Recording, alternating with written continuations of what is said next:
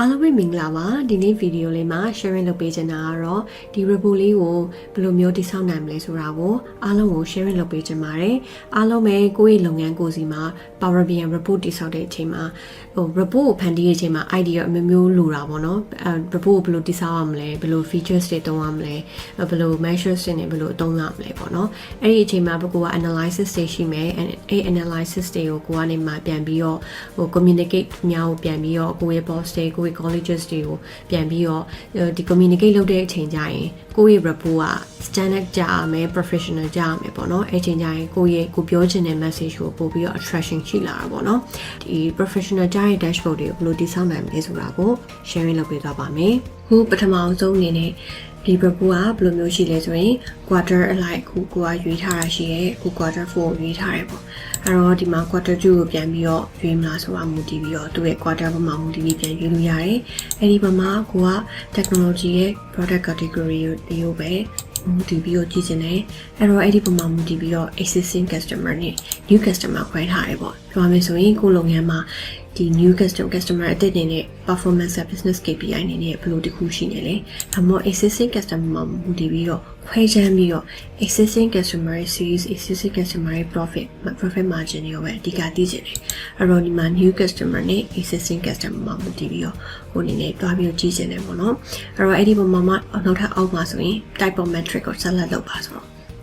ဒီအောက်က customer ရဲ့ segment ပေါ့နော်ဒီမှာဆိုရင်ဒီလုပ်ငန်းဒီ business detail set ရဆိုတော့ corporate ရှိရယ် consumer ရှိရယ် home office ရှိရယ်အဲ့တော့အဲ့ဒီမှာမူတည်ပြီးတော့သူ့ရဲ့ sales ရဲ့ contribution အရာသိချင်တယ်လား order အရာသိချင်လား sales အရာသိချင်လား profit အရာသိချင်လားဆိုတာကြည့်လို့ရတယ်အဲ့တော့ဒီအောက်ပုံမှာလည်းအလိုပဲဒီမှာဆိုရင် profit ရဲ့ sales trend အရာဟိုကြည့်ချင်တယ်ဆိုရင် profit ပေါ့နော်ဒီမှာဆိုရင် sales ရဲ့ trade trend အရာဟိုကြည့်ချင်တယ်ဆိုရင် sales trend ပေါ့ဒီပုံမှာမူတည်ပြီးတော့ဒီမှာဆိုရင် downship အလိုက်ရောင်းဆိုရင်ဒီမှာဆိုဗဟန်းဆိုရင်အရောင်းကအများဆုံး quarter 2 2000မှာ technology ပစ္စည်းအတွက်အဲ့တော့ profit အနေနဲ့ရောဘယ်လိုမျိုးရှိလဲဆိုရင်ပြန်သွားကြည့်ပဲဆိုရင်profit အနေနဲ့ပြောမယ်ဆိုရင်ဒီအလုံးလေးတွေကကြတော့အလုံးလေးရဲ့ size ကကြတော့ဒီ profit ရဲ့ပမာဏပေါ့နော် value ပမာဏမှာမူတည်ပြီးတော့အကြီးအသေးလေးကွာဝါတာရှိတယ်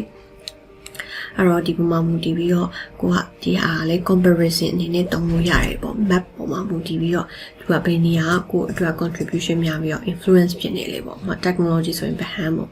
အဲ့တော့ဒီဘက်မှာ product category ကိုပြန်ပြီးတော့ခွဲပြီးတော့ပြန်ဖြုတ်လိုက်တယ်ဆိုရင်တနိုင်ငံလုံးဒီရန်ကုန်တစ်ခုလုံးမှာဆိုရင်ဒီဗဟန်းအများဆုံးပဲပြီးတော့စမ်းချောင်းများတယ်ပေါ့ဒီဘူတစ်ထောင်လို့ပစွန်ထောင်လို့လည်းများတယ် furniture အရင်ကြည့်မယ်ဆိုရင်ရောဘယ်လိုရှိမလဲကြည့်အောင်furniture လေးဗဟန်းအများဆုံးပဲရှိတယ်ဒီမှာဆိုရင် office supply ဆရာအရာရောဘယ်လိုမျိုးရှိလဲ office supply မှာလေသူကဒုတိယလိုက်တာစမ်းကြောင်းပဲဒီဘက်မှာတခြားမျိုးနေကြည့်လိုက်ရအောင်အဲ့တော့ပုံမှန်မူတည်ပြီးတော့ကိုကပေးပုံမှန်မူတည်ပြီး target သွားပြီးတော့ကြည့်ချင်လေပေါ့ဒါက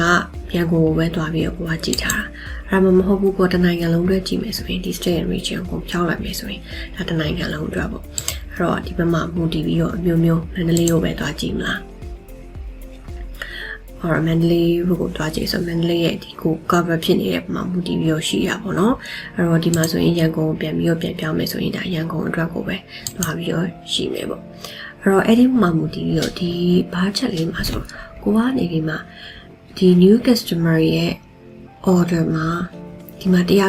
129ဒီ new customer order ရှိရပေါ့နော်129 order ရှိအဲ့ဒါဘေး customer new list 8 customer ရဲ့ဘေး customer တွေလေဒါမှမဟုတ် sales မှာမူတည်ပြီးတော့ကြည့်ချင်တယ်ပေါ့ဒီမှာဆိုရင်ဒီမှာ quarter 4 2021မှာဆို25 million ရောင်းပါတယ် new customer ရှိရအဲ့တော့အဲ့ဒီပုံမှာမူတည်ပြီးတော့ new customer တွေကိုကြည့်ချင်တယ်ဆိုရင်ဒီမှာ drill through လုပ်လို့ရတယ်ဆိုတော့ကိုက drill through လုပ်လိုက်တယ်ဆိုရင်ဘာဖြစ်သွားမလဲဆိုရင်နောက် page တစ်ခုမှာ new customer ရဲ့ customer list တွေပေါ်လာတယ်သူတို့ရဲ့ segment ဘာတူလဲနာမည်ရောသူရဲ့ state and region ရောသူရဲ့ value ရောကြတော့ကိုဒီပုံမှာမူတည်ပြီးတော့ရှိတယ်ရှိမှာ office supply ကိုက select လုပ်ထားအောင်ခါရဲ office supply quarter 4 2021 new customer အတွက်ခါရဲတန်းပေါ်သွားတယ်အဲ့ဒါမှမဟုတ်ဘူးကိုက new customer အတွက်မဟုတ်ဘူးနောက်တစ်ခုကိုကဘာကိုပြန်သွားကြည့်ချင်လဲဆိုရင် new customer မဟုတ်ဘဲနဲ့ existing customer ရဲ့ list ကိုကြည့်မယ် existing customer ရဲ့ sales ကိုကနေပြီးမှကြည့်ချင်တယ်ပေါ့နော်အဲ့တော့ existing customer ကိုပြန်ရွေးလိုက်မယ်အဲ့ဒီမှာကိုကဒီတစ်ခါကျရင် existing customer ရဲ့ technology ကိုပဲကိုစိတ်ဝင်စားတယ် အဲ့ဒီမှာ quarter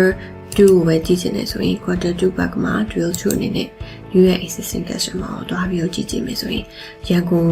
ရဲ့ဗဟန်းမှာသူရဲ့ corporate customer existing customer technology အနေနဲ့ဝယ်ထားတဲ့ဆိုတဲ့သဘောပေါ့နော်သူရဲ့ဒီဘက်မှာဗဟန်းမှာမူတည်ပြီးတော့သူအနေနဲ့ရှိနေတယ်ဆိုတာမူတည်ပြီးတော့ကြည့်လို့ရတယ်အဲ့တော့ဘိုးအနေနဲ့ဘယ်လိုမျိုးတွားပြီးတော့ကြည့်ချင်တာလဲ sales နဲ့ကြည့်ချင်တာလား profit နဲ့ကြည့်ချင်တာလား new customer အနေနဲ့ကြည့်ချင်တာအမျိုးမျိုးတွားပြီးတော့ဘိုးအနေနဲ့ကြည့်လို့ရတယ်အဲ့တော့ဒီပုံမှာမှနောက်ထပ်ပြီးတော့ဘာရှိလဲဆိုတော့ new and existing customer ဒါတခုချင်းစီကိုမှမူတည်ပြီးတော့အသေးစိတ် new customer ပဲတည်ခြင်းနဲ့ existing customer ပဲတည်ခြင်းနဲ့အဲ့ဒါမှလုပ်ငန်းတစ်ခုလုံးမှာ new and existing customer contribution တွေအောင်ဘယ်လိုမျိုး contribution ရှိလဲဆိုတာကိုတည်ခြင်းနဲ့ဆိုရင်ကိုယ်အနေနဲ့ကတွားပြီးတော့ contribution တည်ရဖို့အတွက်ကိုတက်ကိုအနေနဲ့ဒီဘက်မှာ button လေးကိုတွားပြီးတော့နှိပ်လိုက်တယ်ဆိုရင် new and existing customer ရဲ့သူတို့ရဲ့ contribute ပုံစံမျိုးက sales ပုံမှာမူတည်ပြီးတော့ contribution ဘယ်လိုရှိလဲအခုဆို quarter 4 technology မှာဆိုရင် existing customer 22% ပဲရှိရယ် new customer 77% ရှိရယ်ပေါ့အဲ့တော့ office supply furniture အရာဘယ်လိုရှိလဲ office supply အရာ contribution တွေကဘယ်လိုရှိလဲဆိုတာကိုတခုချင်းစီကြည့်လို့ရအောင် customer segment နဲ့ပြန်ကြည့်လို့ရတယ်customer segment နဲ့ကြည့်လို့ရတယ်ဒီ quarter အလိုက်တလားဘယ်လို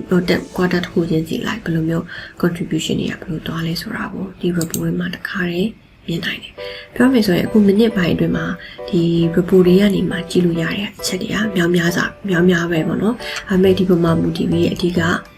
ပြန်ပြီးတော့ KPI ဘက်ကိုတခုချင်းစီပြန်သွားမယ် analysis ကိုပြန်သွားမယ်ဆိုရင်သူ့ကိုပြန်တင်လိုက်တယ်ဆိုရင်ဒီလိုပုံစံမျိုးဖြစ်သွားတဲ့အချိန်ကြရင်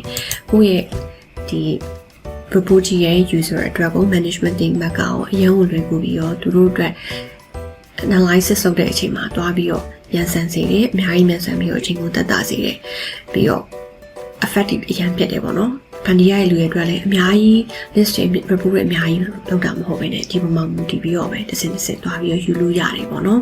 ဒီမှာဆိုလဲ new customer report တခု existing customer report တခု sales အတွက်တခု profit တခု order အတွက်တခုအဲ့လိုတွေလုပ်စရာမလိုဘဲနဲ့ဒီပုံမှာ clearly professional ကြဖန်တီးနိုင်ခဲ့တယ်ပေါ့နော်အဲ့တော့အဲ့ဒီဟာကြီးကိုဘယ်လိုမျိုးဖန်တီးမလဲဆိုတာကိုပြန်ပြောမယ်ဆိုရင်ဒါတွေကဟိုအရင်တုန်းက sharing လုပ်ခဲ့မှုတဲ့ features အကောင်လုံးစုထားပါတကယ်တော့ဒီ report လေးကအဲ့တော့ပထမဆုံးအနေနဲ့ new and existing customer ကိုဘယ်လိုခွဲလဲဆိုတာကိုဒီ data set အနေနဲ့ကြည့်မယ်ဆိုရင် euro raw data ကြီးအဲ့တော့အဲ့ဒါကို new customer existing customer ဆိုတဲ့ဟာကိုဒီ measure scope တဲ့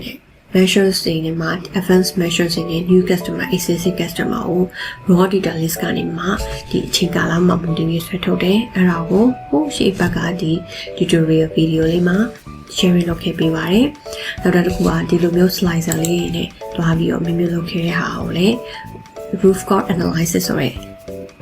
tutorial လေးမှာ sharing လုပ်ခဲ့ပူပါတယ်နောက်တစ်ခုကကြတော့ဒီဘက်မှာ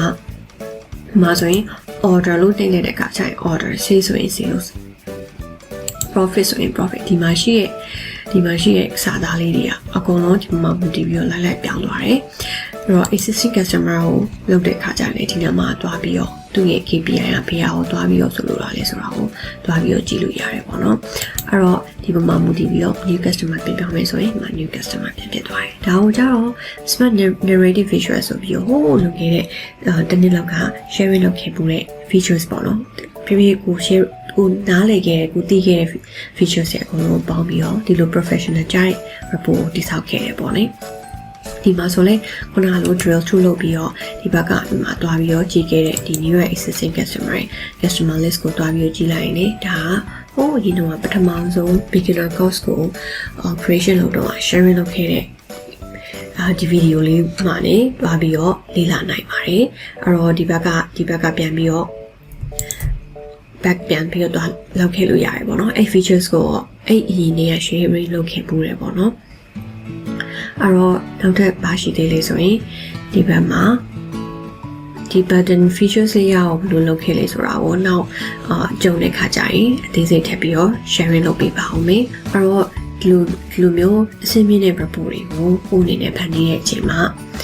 ကိုအရင်ကတည်ခဲ့တဲ့ knowledge တွေကိုတစ်စင်းပူပေါင်းပြီးတော့ အရန်ကို professional ကြပြီးတော့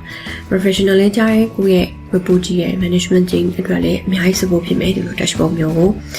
ဘယ်လိုဖန်တီးနိုင်မလဲဆိုတာကိုအားလုံးအတွက် idea ရမယ်လို့ယုံကြည်ပြီးတော့ဒီ tutorial လေးကိုအဆုံးသတ်လိုက်ပါတယ်အားလုံးနောက် tutorial မှာပြန်လည်ဆုံတွေ့ပါမယ်နော်